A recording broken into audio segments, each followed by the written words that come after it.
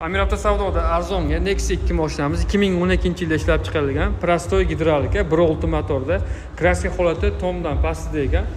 Bir qator o'zingizga proverka qilib ko'rsatib tekshirib olasizlar. Niskiy posatkalar qilingan, 4 ta archa balonlar o'rta holatda balonlari ham ko'rishingiz mumkin. Salon qismlarini ham ko'rsataman.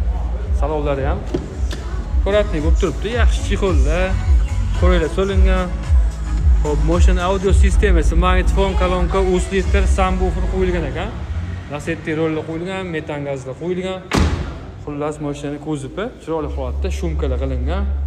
O'zi uchun chiroyli qilib tayyorlangan mashina ekan. 2012-yil 1.6 motorda prostoy gidravlika, metan gaz bor. 50 nomerda sizlar xohlagan hujjat bo'ladi. Texnik holati yaxshi holatda kelib, minib ko'rib, tekshirib, proverka qilib, yo'qsa xudo xolasa notariusda pulsanaverasizlar. Narxi asosiysi arzon bo'ldi. $2750 tushirib qo'ydi. 2012-yil